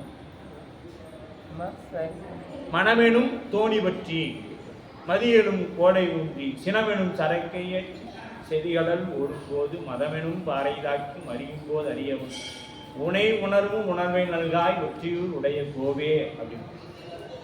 இந்த மனது என்ன பண்ணணும்? மனமெனும் அந்த மனம் போய் ஒன்றை பற்றணும். எதை? பெருமானை பற்றணும். அன்னைக்கு அது செய்து. அடுத்து 5 எழுத்து அவங்க சொல்றாங்க. ஆளுடைய அம்மை செம்மலர் கை கொண்டு. அந்த மலர்னா அப்படியே உயர்வான மலரை கொண்டு அம்மா என்ன பண்றாங்க? அப்படியே அஞ்சலி கூப்பி அப்படி கைக்கு மேல குவிச்சு இறங்கி தஞ்சமாகிய அருள் தவம் புரிய தரிப்பரே அவள் தனி பெருங்கணவர். இது யாரு? அம்மா இவ்வளவு செய்யறாங்களே, யாரு அவங்க? அம்மையோட கணவர். அவங்கள பார்க்கறக்கே இவங்க என்ன பண்ணும்? தவம் பண்ணும். ஏன்னா அங்கிருந்து என்ன பண்றாங்க? பிரிந்து இங்க வந்துட்டாங்க. கைலாயத்திலிருந்து எங்க வந்தாங்க? காஞ்சி மாநகருக்கு எழுந்தொல் செய்திருக்கிறாங்க. அதனால அவங்க என்ன பண்ணணும்? தவம் பண்ணாதான். ஏன்னா அம்பாளுக்கு கொடுத்தா அடுத்தது நம்ம ஆன்மா, நம்ம தான், நம்ம பேரறிவாளர் தான். இறைவனுக்கு போய் கேட்போமே கேள்வி, சாமி அவங்களுக்கு மட்டும் காமிச்ச, எனக்கு மட்டும் ஏன் காமிக்கல? அப்போ உங்க வீட்டுக்காரம்மானா நீ எப்படினாலும் இருந்துக்குவேன், எனக்கு நான் இப்படி விட்டுருவியா? கேட்போமா கேட்க மாட்டோமா? அதெல்லாம் சரியா கேட்போம். இப்போ திருக்கூடத்திலே தலைவர் பாரு, அவருக்கு தேவையானவங்களுக்கு எல்லாம் செஞ்சுக்கிறார், நம்மளையே கண்டுக்க மாட்டேங்கிறார். சொல்றோமா இல்லையா? அது மாதிரி நாம் அதையும் போய் பெருமாண்டி என்ன சொல்லுவோம்? சாமி பாரு உங்க வீட்டுக்காரம்மா காட்சி கொடுத்துட்டேன், நானும் தானே இருந்தேன், எனக்கும் காட்சி கொடுத்துருக்கலாம் இல்லை கேட்போம். அதனால சாமி பார்த்தாரு, நீயும் தவம் பண்ணியே வந்துரு, அப்பதான் உன் வழியில் அவங்க எல்லாம் வருவாங்க. அப்படி சாமி வச்சுட்டாங்க. அதனால அன்னையானவள் அப்படி 5 எழுத்தையும் எல்லாம் சொல்லி தவம் பண்ண இறைஞ்சி தரிப்பரே அவள் தனி பெருங்கணவனார் வஞ்சம் நீக்கிய மாவின் மூலத்தின் வந்து தோன்றினார் மழை மகள் காண. மலையத்து வசனாகிய உமையம்மை காண அந்த மாமரத்தின் அடியிலிருந்து தோன்றி விளங்கினார் அப்படின்னு சொன்னார். கண்ட போதில் அப்பெருந்தவ பயனாம் கம்பம் மேவிய தம்பெருமானே வண்டு உலாம் குழல் கற்றை முன்தாள வணங்கி வந்து எழும் ஆசை முன்பொங்க கொண்ட காதலின் விருப்பு அளவு இன்றி குறித்த பூசனை கொள்கை மேற்கொண்டு தொண்டை அங்கனிவாய் உமையங்கை தூய அச்சனை தொடங்குதல் புரிவாள். அன்னையானவள் என்ன பண்றாங்க? அப்படியே அச்சனை புரிய தயாராகிறாங்க. கண்ட போதில், கண்ட மாத்திரத்தில், அந்த பொழுதுல இறைவனை கண்ட மாத்திரத்துல விறகிலும் தீயன். சாமி எப்படிப்பட்டு இருக்கிறார்? விறகுல தீ போல, பாலில நெய் போல, மறைய நின்றுளான் மாவடி சோதியான். சுவாமி எல்லா இடத்துலையும் இருக்கிறார். எப்படி இருக்கிறான்னா மறைந்து இருக்கிறார். இப்ப எப்படி அன்னைக்கு இவ்வளவு நேரமா காட்சி கொடுக்கலையே? அந்த தவம் வெளிப்பட்ட முக்கரணங்களால் வழிபட்ட பிறகுதான் வெளிப்படுறாங்க. ஆனா அன்னையை விட நாம கொஞ்சம் புண்ணியம் பண்ணவங்க தான். ஏன்னா நாம எந்த அன்பும் நம்மகிட்ட கிடையாது, உட்கரணங்களால் வணங்குறது கிடையாது. ஆனா குருநாதனாக எழுந்தருள் செய்து என்ன பண்றாரு, நமக்கெல்லாம் அருள் செய்ய. அவனியில் அருவரத்தொருவன் அவனியில் வந்து குருவரனாகி வந்து அருள் செய்யும். அதற்கு அடுத்தது வந்த குருநாதர் நமக்கு என்ன பண்றாரு, சிவத்தப்படி 5 எழுத்தை சொல்லு, இந்த திருமணி வச்சு பூசா பண்ணு, இத்தனையும் கொடுத்தாங்க. ஆனா அன்னையானவர் அங்கிருந்து வந்து பாருங்க, பிரியாவிடை தாயாராக இருந்து இங்க வந்து தவம் பண்ணி தான் ஏகம்பநாதர் அவங்களுக்கு காட்சி கொடுக்கிறார். அந்த அளவுல பார்க்கும்பொழுது நாம புண்ணியம் பண்ணவங்க தான். அதனாலதான் சுவாமி நமக்கு அப்படி காட்சி கொடுக்கிறாங்க, ஏகம்பமாகி இறைவன் அருள் செய்ய. அப்ப ஆசை அப்படின்னா, ஆசை என்பது காதல் என்பது விருப்பம் என்பது ஒரே சொல் தான். இது எது மேல வரணுங்கிறது தான் அங்க பிரச்சனை. உலக பொருள் மீது வந்தா அடுத்த பிறவி, இறைவன் பால் வந்தா பிறவி இல்லை. உலக பொருள் மீது வந்தா உண்டு, நிறைய பிறவிகள் உண்டு. இல்ல எனக்கு எல்லா பிறப்பும் பிறந்து இழைச்சிட்டேன் சாமி, முடியல, எங்க பக்கம் போனாலும் முடியல என்னால், அப்ப வா, எந்த பக்கம் போனா முடியல, ஒரு வழி என்கிட்ட இருக்கு, வா அப்படின்னு சொல்லுவார். அப்ப சலிப்பு ஏற்படணும். பிறகு நமக்குலாம் இன்னும் சலிப்பே ஏற்பட மாட்டேங்குது. இன்னும் வாஷிங் மிஷின் வாங்கணும், 2 அடுக்கு மாடி கட்டணும், புதுசா வேற வாஷிங் மிஷின் அதே உழைச்சி அயன் பண்ணி கொடுத்துருக்கு, அதெல்லாம் வாங்கணும். இப்படி நம்மளோட எண்ணங்கள் ஆசைக்கு மேல ஆசையா போயிட்டு இருக்குது. திருமூலர் சொல்லி சொல்லி பார்த்தார், ஆசை அருமீன்கள் ஆசை அருமீன்கள் ஈசனோடு ஆயினும் ஆசை அருமீன்கள். ஆசை படப்பட ஆய்வரும் துன்பம். நமக்கு துன்பம் வருதுன்னா தெரிஞ்சுக்கணும், நம்ம எதிலையோ ஆசைப்பட்டு வச்சுக்கிறோம், சாமி துன்பத்தை கொடுக்குறாரு, நம்ம கேட்டதுதான் கொடுத்துக்கிறாருன்னு நினைச்சுக்கிறோம். துன்பம் வருதுனாவே ஆசை. அப்ப எந்த ஆசைப்படணும் அப்படிங்கறத இங்க முக்கியம். பெருமானிடத்துல ஆசை கொள்ள வேண்டும், சிவபெருமானிடத்துல ஆசை. திருமுறை மேல அப்படியே ஒரு அலாதி பிரியம் வரணும், தொட்ட உடனே அப்படியே கண்ணில் தண்ணி வரணும், அப்படி ஆசை இருக்கும். நீங்க திருமுறை என்னதான் பாடினாலும் ஒரு சொத்து வரமாட்டேங்குது. மீறி நம்ம யாராவது அழுதுட்டா நல்லா பரவாயில்ல, நல்லா ஆக்டிங் பண்ணா கத்துக்கிட்டான் பரவாயில்ல அப்படின்னு சொல்லிடுற அளவுக்கு தான் நம்மளுடைய இருக்குது உடைய அன்பு. பரவாயில்லையே, அவங்க திருமுறை பாடி நடித்தாச்சு கன்னட தண்ணி வருது, நமக்கும் பெருமான் கொடுக்க மாட்டானா அப்படின்னு வரமாட்டேங்குது. சரியா? அப்ப திருமுறை கேட்கும் பொழுதும் புராணங்களை சிந்திக்கும் பொழுதும், ஏன்னா அங்கிருந்து வந்து கோபுரத்தை பார்த்த மாத்திரத்திலே ஆகா பெருமானி ஒன்றும் போதா நாயனுக்காக நீங்க இவ்வளோ பெரிய தூளலிங்கமா இங்க வந்து நிக்கிறீங்களே, நான் வரைக்கு முன்னாடி எனக்கு முன்னாடி வந்து நிக்கிறீங்களே சுவாமி அப்படின்னு என்ன நினைச்சு, பெருமானுடைய கருணையை நினைச்சு நமக்கு வரணும். உள்ள வந்தோன்னு பெருமானி தூளமா இருந்தது இல்லாம இங்க லிங்க திருமேனியாகவும் நீங்க இருந்தல் செய்து எனக்கு அருள் செய்றீங்களே, அது மட்டும் இல்லாத உங்க அடியார்கள் புடைசூழ இருக்கிறீங்களே, 63 பார்த்த உடனே வரும் இந்த மாதவ கூட்டத்தை அப்படின்னு பார்த்த உடனே வரணும். இதெல்லாம் என்னைக்கு வரும் அப்படின்னா, என்னைக்கு நம் நெஞ்சத்துல இறைவனை முழுமையாக ஏற்றுக்கொண்டு விருப்போடு பூஜை செய்கின்றோமோ அன்னைக்கு இதெல்லாம் நடக்கும். நடக்காமலாம் இல்லை. இதெல்லாம் எப்ப நடக்கும்னா, பெருமான் மீது நாம் அல்லாதி பிரியம் கொண்டு, நெஞ்சம் இடமே உனக்காக வைத்தேன் பிரியாது ஒரு பொழுதும் இருந்தறியேன் அப்படின்னு மனசு நெஞ்சு சொல்லணும். இந்த நெஞ்சு சொல்லணும், நெஞ்சே நீ நினையாய், அதான் சொல்றேன், நெஞ்சு அப்படி சொல்லணும். அவர் மேல நாம மற்ற எது மேல இருக்கக்கூடிய எல்லாம் அழிந்து போகக்கூடியது மேல இருக்கிறதெல்லாம் தூக்கி எஞ்சிட்டு வந்து 63 பார்த்த உடனே பெருமானே நீங்க செய்த தொண்டெல்லாம் எங்க அப்படின்னு நினைச்சு நாங்க இதுக்கு மேல போறதுக்கு தகுதி இல்லையேன்னு 4 வரையே கும்பிட்டு இருந்தோம்னா அதற்கு மேல நமக்கு தகுதி கூட இல்லை. இருந்தாலும் நம்ம ஆலயத்தை வளம் வந்து பெருமானை தரிசிக்கக்கூடிய வாய்ப்பு சுவாமி நமக்கு கொடுக்குறாங்க. அந்த அளவுக்கு நமக்கு என்ன வேணும், நெஞ்சு உரம் வேண்டும், அன்பு அவர் மீது வேண்டும். அவர் மீது காதலாகி கசிந்து கண்ணீர் மல்கணும். அதனாலதான் சம்பந்த பெருந்தகை சொல்லிட்டாங்க, காதல் வந்துச்சுன்னா கசிவு வரும், கசிவு வந்துச்சுன்னா கண்ணு தண்ணி தானா வரும். இப்ப ஏன் தெரியுது நமக்கு கண்ணு தண்ணி வரலன்னு? பெருமான் மேல நமக்கு என்ன இல்லை, காதல் இல்லை, காதல் இல்லை. பெருமான் மீது காதல் இருந்தா கட்டாயமா பெருமானை பற்றி சிந்திக்கும் பொழுதும் அவரை காணும் பொழுதும் நம் கண்களிலிருந்து நீர் கசி அந்த வரணும். அப்ப அந்த 5 அங்கங்களும் நிலத்தில் விழும்படியாக பெண் குலத்திற்குரிய விருப்படி. இப்போ ஒரு இப்படித்தான் வழிபாடு செய்யணும்னு இருக்குல்ல. அன்னையானவள் என்ன பண்றாங்க, 5 உறுப்புகளும் நிலத்தில் படும்படி வணங்குறாங்க. பஞ்சாங்க நமஸ்காரம்னு சொல்லுவாங்க. பஞ்சாங்க நமஸ்காரம். அப்போ அந்த மாதிரி விழுந்து பூசணை செய்யும் முயற்சியினை கொள்கையினை மேற்கொள்கின்றார். இப்போ குருநாதரை பார்த்த மாத்திரத்தை நாம் என்ன பண்ணணும்? ஆண்களாக இருந்தால் 8 உறுப்பும் நிலத்தில் படும்படியாக விழுந்து வணங்கணும். பெண்களாக இருந்தால் 5 உறுப்பு படும்படியாக இறைவனை குருநாதரை வணங்கணும். இறைவனையும் நாம் அப்படித்தான் வணங்கணும். அப்போ மலர் கொய்து, இப்போ என்ன பண்ணுறாங்க அன்னையானவள்? மலர் கொய்து தூ அர்ச்சனை கொண்டு காதலின் விருப்பளவு இன்றி குறித்த பூசனை கொள்கை மேற்கொண்டு தொண்டையங்கனிவாய் உமைநங்கை தூய அர்ச்சனை தொடங்குதல் புரிவாள். அர்ச்சனை என்பது என்ன? அந்த மலர்களை கொண்டு இறைவனை போற்றி வணங்குதலுக்கு அர்ச்சனை. அர்ச்சனை பாட்டே ஆகும். ஆகையால் நம்மை மண்மேல் பாடுகின்ற. அதனால கட்டாயம் நாம் என்ன பண்ணணும்? பெருமானை திருமுறை பாடணுங்க. திருமுறை பாடணும். அதுதான் அர்ச்சனை இறைவனுக்கு. திருமுறை பாடணும். அது அன்போட உருக்கத்தோட பாடணும். எடுத்த உடனே வந்துருமானா வராது. கொஞ்ச நாள் பழகணும். சாமி எனக்கு குரல் நல்லாவே இருக்காது, அவர் உன் குரலை வச்சுட்டு அவர் என்ன பண்ண போறாரு?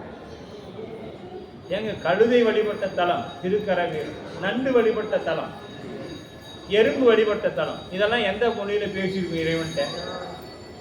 அன்பால இறைவன் வழிபாடு பண்ண. பாம்பு வழிபட்ட தலம் திருப்பாம்பு. இப்படி எல்லா ஜீவராசிகளும் வழிபட்டுச்சு. நாம மட்டும்தான் என்ன பண்றோம்? சுவாமி எல்லாத்தையும் கொடுத்து பூசணை செய்யக்கூடிய அதுங்களுக்குலாம் அந்த வாய்ப்பு இல்லை, தெரியாது, யாரும் சொல்லி தரல. அது முன்பு செய்த தவத்தின் ஈட்டத்தின் காரணமாக அது இறைவனை பூசை பண்ணுது. நமக்கு சொல்லுவதற்கு குருநாதரை வைத்து குருவர்களால் வைத்தபடி இருக்க மாட்டாத மாந்தருக்கு சித்த சலனம். அப்போ குருநாதர் சொன்னா நாம திருவருட்பயனில் சொல்ற மாதிரி தான். நீயும் உனக்கு என்ன மாதிரி தானே கை கால்லாம் இருக்குது அப்படின்னு நினைச்சின்னா உன்னை மாதிரி அடிமுட்டால் யாருமே இல்லை. அது மலங்களை எல்லாம் கடந்து ஞானத்தின் திருவுருவாக இறைவன் எழுந்தருள் செய்வான். எப்படிங்கிறதையும் பார்த்தோம். எப்படி பேய் பிடித்தார் போல. இப்போ ஒருத்தங்களுக்கு பேய் பிடிச்சிருக்கு. பேய் பிடிச்சா என்ன பண்றாங்க? அவங்களோட நிலையிலிருந்து அவங்க மாறி அந்த பேய்க்கு என்னெல்லாம் பிடிக்குமோ, அதுக்கு என்னெல்லாம் தெரியுமோ அதெல்லாம் பேசுவாங்க. அதுபோல குருநாதனாக வரக்கூடியவன் எப்படி இருப்பான்னா, சிவபெருமான் என்னெல்லாம் சொன்னாரோ அதெல்லாம் அந்த உடம்பை நிலைக்காலனாக கொண்டு நமக்கு அனுப்பிச்சு. அதான் நீ அவரை சாதாரணமா நினைச்சிடாதேன்னு சொல்லு திருவருட்பயன். அவரை நான் என் போன்ற மனிதன் தானே அவரும், அவரை நான் ஏன் விழுந்து கும்பிடணும்? அந்த மாதிரி நம்ம எத்தனை பேர் இருந்து இருக்கிறோம். மனுஷங்கால நான் விளறது இருக்கிறோமா இல்லையா? ஆனா அது மனிதன் அல்ல. மலங்களை எல்லாம் நீக்க வந்த ஞானத்தின் திருவுரு குருநாதர். மலங்களை எல்லாம் நீக்க வந்த ஞானத்தின் திருவுரு தான் நம் குருநாதர். சிவமே குருவாக வருகின்றான். ஆகவே அதை நாம் என்ன செய்யக்கூடாது? நம் போன்று எண்ணிவிடக் கூடாது அப்படின்னு சொல்றார். கும்பர்நாயகர் பூசனைக்கு அவர்தாம் உரைத்த ஆகமத்து உண்மையே தலை நின்று எம்பிராட்டி அச்சனை புரிவதனுக்கு இயல்பில் வாழ்த்திருச்சேடியரான கொம்பனையார்கள் பூம்பிடை கொண்டு அணைய குளவுமென் தளிர் அடியினை ஒதுங்கி அம்பிகாவனம் ஆம் திருவனத்தின் ஆன தூணரும் பூமலர் கொய்தால்.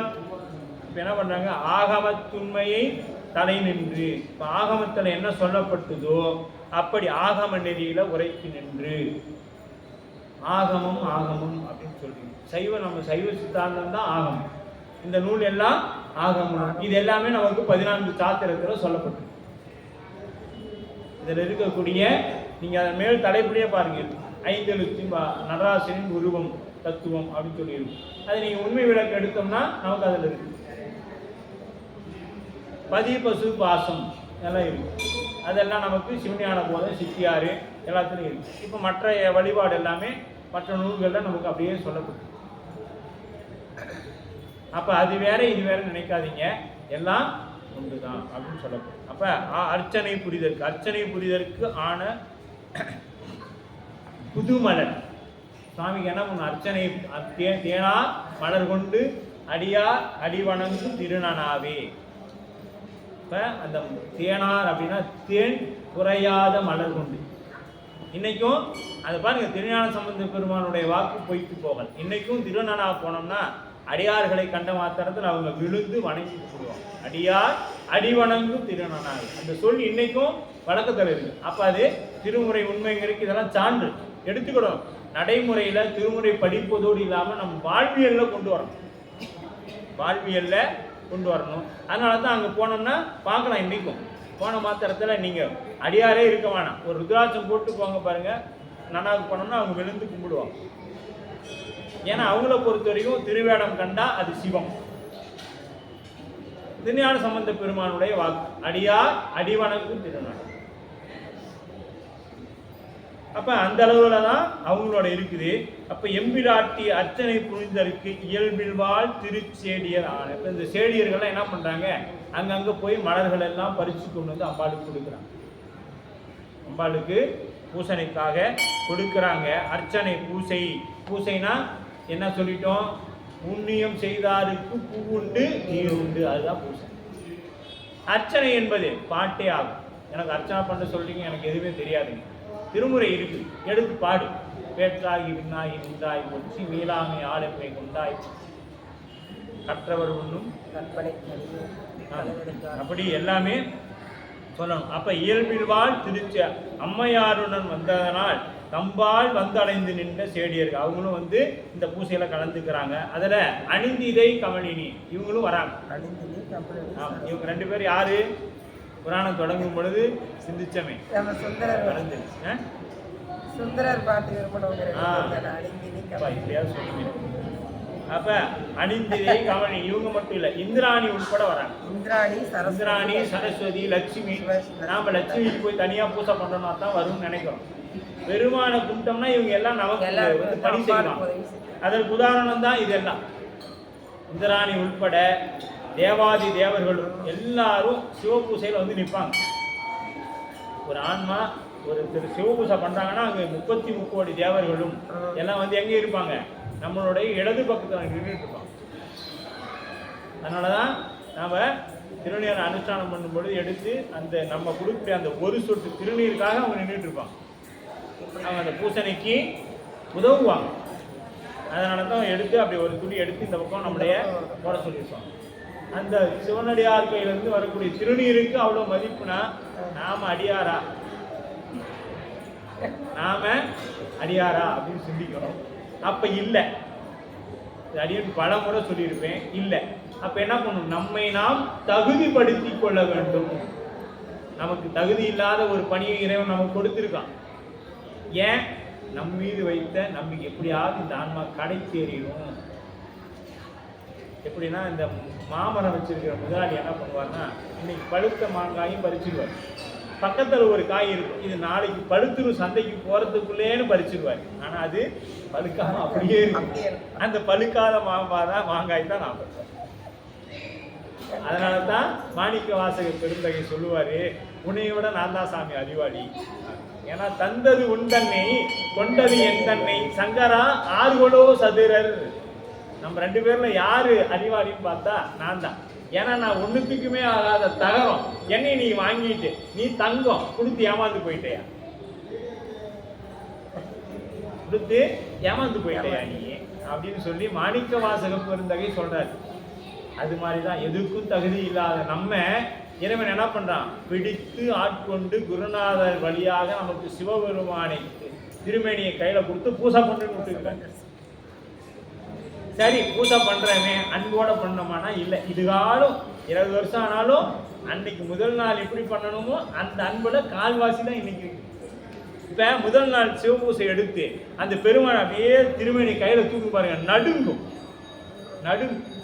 பெருமானே உடம்பு சிலுத்து போய் நிற்கும். இன்னைக்கு தூக்கி வைக்கி தண்ணியை ஊத்து, அவ்வளவுதான் முடிஞ்சு. எப்படி பண்றதுனே தெரியல. பத்தியா ஒவ்வொன்னா பார்த்து படிச்சு பண்ணணும். ஆனா முதல் நாள் என்ன பண்ணிருக்கோம், அது பெருமான் சுவாமி திருமேனியை கீழே விழுந்துடக்கூடாது அப்படி எடுத்து பொறுமையா வச்சு பூசை பண்ணிருக்கோம். இன்னைக்கு அந்த அன்பு நம்ம இடத்துல இல்லை. அப்ப பூசை எடுக்கும் பொழுது இருந்த அன்பே இன்னைக்கு இல்லை. பூசை வளரணும். பூசை என்ன பண்ணணும்? அன்பு வளர்ந்துருக்கணும். நம்ம இடத்துல என்ன பண்ணி இருக்குது? நாம அமாவாசைக்கு தயாராகிடும். அங்கே பௌர்ணமி ஆக வேண்டியது திரும்பி போயிடுச்சு. கொஞ்சம் கொஞ்சமா கலைகள் எல்லாம் குறைந்து அமாவாசைக்கு போற தயாராகிடும். நிறைவான அன்பு இருந்தா என்ன பண்ணிருக்கணும்? திருமுறை கேட்க கேட்க கேட்க கேட்க அப்படியே அருவி போல கண்ணில வரணும். கண்ணில வந்துச்சுன்னா பெருமானிடத்துல நமக்கு மீளா அடிமை உமக்கி ஆளா பிறரை வேண்டாதேன்னு நான் நிற்கிறோம். இந்த ஒரு உணர்வு நம்ம இடத்துல பெருமான் இன்னும் எத்தனை காலம் நாம தவம் பண்ணணுமோ தெரியல இல்லையா? அந்த அளவுக்கு தவம் பண்ணாதான் பெருமான் நமக்கு உடனா இருந்து அதை செய்து கொடுப்பார். அப்ப என்ன பண்றாரு? அந்த எம்பிராட்டி அர்ச்சனை புரிதற்கு இயல்பில் வாழ் திருச்சேடியார் ஆனா கொம்பனார்கள் பூம்பிடகை கொண்டு அணைய குளவுமென் தளிரடி இணை ஒதுக்கி, அந்த அப்படியே இணை ஒதுக்கி அது எதையா திருவடியை ஒதுக்கி பெருமாட்டி அந்த பூசையை பண்றாங்க. அம்பிகாவனம் அருத்திருவனத்தில் ஆன நரும் புதுமலர் கொய்து. இப்ப புதுமலரால் எப்பொழுதுமே அர்ச்சனைக்கு அதுதாங்க தேவை. அதான் மீண்டும் மீண்டும் அடியும் சொல்ற காரணம், தயவு செய்து வீட்டில் ஒரு பூச்செடி வைங்க. ஒரு 4 பூ வரட்டும். அந்த 4 பூவையும் இறைவனுக்கு பறித்து சாத்தணும். புதுமலர் கொண்டு இறைவனை வழிபாடு செய்யும். அது 2 மலராக இருந்தாலும் சரி, நறுமணமிக்க மலர்களை. நாம் மல்லிகைப்பூ ஏன் வைக்கிறோம்? வாசமாக இருக்கணும். என்னைக்காவது சாமிக்கு நாம் கொண்டு போய் கொடுக்குறோமா? அடியாராக இருக்கக்கூடிய நாம சுவாமிக்கு தாங்க கொடுத்து பழகணும். எது யாதொன்று என் பக்கம் உண்டாயின் அன்னவர் எம்பிரான் அடியவர் உடைமை. அடியாரோடதுங்க இது. அடியாருக்கு தான் என்கிட்ட இருக்கிறது. எதுவானாலும் அடியாருக்கு தான். அப்ப அடியாருக்குன்னு சொல்ற நாம ஆண்டவனுக்குன்னு கொடுக்கணும் இல்லை. எது என்கிட்ட இருந்தாலும் அது எங்க பெருமானுக்கு அப்படிங்கிற நிலை நமக்கு வரணும். அப்ப பெருமானுதுன்னு வந்துருச்சுன்னா என்ன ஆயிடும்? நமக்கு என்னுடையது என் செயலாவது யாதொன்றும் இல்லைங்கிற நிலை வந்துடும். இப்ப எல்லாம் எனக்குங்கிறதுனால என்ன ஆயிடுதுன்னா பெருமானுக்கு எதுவும் இல்லை. அவரும் நமக்கு நீ சொல்லிட்டே இரு, உனக்கு பிறகு தந்துட்டே இருக்கிறேன், அனுபவிச்சுட்டே இரு. நாம் என்னத்தை அனுபவிக்கிறோம்? துன்பம் தாங்க முடியலன்னா தான் நமக்கு சுவாமி இன்னும் நமக்கு துன்பம் தாங்குற ஆற்றல் இருக்குது. அதனால நாம் ஆசைப்பட்டு கொண்டே இருக்கிறோம். எனக்கு அது வேணும், இது வேணும். ஏன்னா எவ்வளோ துன்பம் தான் நாம் அனுபவிச்சுக்கலாம். அதெல்லாம் பார்த்துக்கலாம். திருவள்ளுவர் பார்த்து அப்பதான் சொல்லுவோம் திருவள்ளுவர் பார்த்து அப்படின்னு. ஆனால் அந்த துன்பத்துக்கு காரணம் என்ன? அடியில் போய் பார்த்தோம்னா அடிப்படை என்னன்னு பார்த்தோன்னா நாம் ஆசைப்பட்டதுனால அந்த துன்பம் நமக்கு. நாம் ஆசைப்படாமல் விட்டு இருந்தோம்னா அந்த துன்பம் நமக்கு இல்லை. அப்போ அந்த துன்பத்தை நாம் நீக்கணும்னா முதல்ல ஆசைப்படணும். எதுக்கு படணும்? சிவபெருமான் திருவடிக்கு படணும். ஆசையை விடணும். உலகத்தின் மீது தாய், தந்தை, உற்றார், உறவினர்கள், இது எல்லாம் ஒரு நாடகத்தில் இருக்கக்கூடிய டிராமாவில் இருக்கக்கூடிய கேரக்டர்கள். இப்ப எனக்கு நீ இல்லைன்னா என்னோட உயிரே நீ தாங்கணும். எங்க போன உடனே போயிட்டோமா? இல்லையே. 3 நாள் அம்மா சொன்ன மாதிரி அவ்வளவுதான். 4வது நாள் நம்ம எவ்வளவு எங்கெங்க இருக்குதுன்னு வாங்கிட்டு போயிடும். அப்ப அந்த அன்பு அவ்வளவுதான். ஆனா பெருமான் வீட்டு அதுக்கு மேல அது இருக்காது. அது வரைக்கும் நாம எனக்கு உயிரே நீ தான் சொல்லிட்டோம். அப்ப என்ன பண்ணணும்? நாம பெருமான் மீது நீங்கா அன்பு வைக்கணும். அந்த திருவடியை பற்றணும் என்ற அளவில் இன்றைய வகுப்பானது 59வது பாடலோடு நிறைவு செய்து கொண்டு இன்று நமக்கு திருநாளை போவார் அவருடைய குருபூசை நன்னார். நாளை போவேன் நாளை போவேன் என்று தில்லைக்கு போய் சேர்ந்த பெருமான் அவருடைய குருபூசை நன்னார். ஆகவே அந்த நாளில் அவருடைய திருவடியை பணியக்கூடிய தவம் நமக்கு பெருமான் அருள். அவரை மாதிரி ஒரு அன்பு இறைவன் தான் நம்மால் வைக்க முடியாது. அத்தனையும் விட்டார். அத்தனையும் விட்டுட்டு தில்லைக்கு மட்டும் அவருக்கு பொறுத்த வரைக்கும் அந்த தில்லை மாநகருக்குள்ள போறதுக்குள்ள அவருக்கு பட்ட சிரமம் பார்த்தோம் புராணத்தில். ஏன்னா போன புராணம் அதுதானே.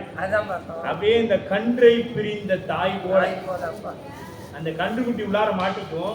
எங்க ஒரு வளையத்துக்குள்ள மாட்டிக்கிச்சு அப்படின்னா அந்த போய் காப்பாத்துறதுக்கு அந்த தாய் எவ்வளவு பதப்பாலோ அது போல நந்தனார் அந்த நகருக்குள்ள போக முடியாம தில்லைக்குள்ள போக முடியாம என்ன பண்றாரு? சுத்தி வராருங்க. இந்த பக்கம் போனா வேள்வி போக விடு, அந்த பக்கம் போனா அந்தணர்கள் வேதம் பாராயணம் பண்ணது கேட்குது. அடாடாடாடா இதை இங்கேயே இவ்வளோ இருக்குதே, பெருமான் எப்படி இருப்பான்னு அவர் நினைச்சு அது வரைக்கும் அவர் திருமேனி அந்த நடராசர் உருவத்தை அவர் கண்டது காணாமையே அவ்வளோ அன்பு இருக்குது. நமக்கு பெருமான் இல்லங்கள் தோறும் எழுந்தல் செய்தாலும் மார்கழி மாசத்துல நாம பிடிக்கிறதுக்கு தயாராகிடும் இல்லையா?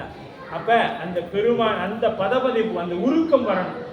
கன்றினை பிரிந்த ஆபோல அந்த பதைப்பதைப்பும் உருக்கமும் வந்தாதான் நமக்கு கண்ணுல கசிவு வரும். அது வரைக்கும் இப்ப நமக்கு வராத வரைக்கும் நம்மகிட்ட இன்னும் கசிவு இல்லைன்னு அன்பு இல்லைன்னு அர்த்தம். அதுக்காக நாம் அப்படியே விட்டுறக்கூடாது. திருமுறைகளை தொடர்ந்து பாராயணம் பண்ணோம்னா பெருமானே எப்படியாவது உங்க திருவடிக்கு அன்பு வர வைங்கன்னு பெருமான்கிட்ட விண்ணப்பம் வச்சு செய்தோம்னா நமக்கு பெருமான் எல்லாம் தரும் கான் என்பாரு நம்ம மாணிக்க வாசகர் பெருந்தறி.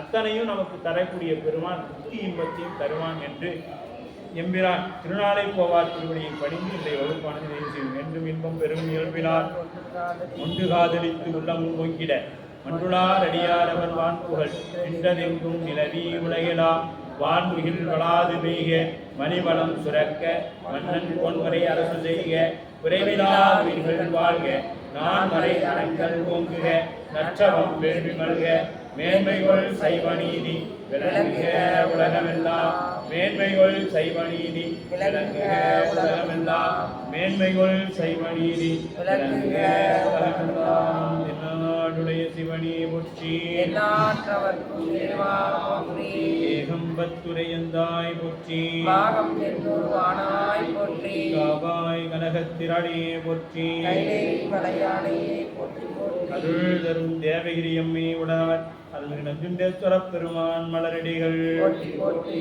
எம்பிரான் திருநாளை போவார் திருவடிகள் போற்றி போற்றி எம்பிரான் திருக்குறிப்பு தொண்டநாயனார் திருவடிகள் போற்றி போற்றி எம்பிரான் தேவ சேக்கலார் பெருமான் திருவடிகள் போற்றி போற்றி சிற்றம்பலம். இல்லையம்பலம். நஞ்சுண்டா நீலகண்டா நஞ்சுண்டா நீலகண்டா நீலகண்டா நஞ்சுண்டா நீலகண்டா நஞ்சுண்டா நஞ்சுண்டா நீலகண்டா நஞ்சுண்டா நீலகண்டா சிற்றம்பலம். இல்லையம்பலம்.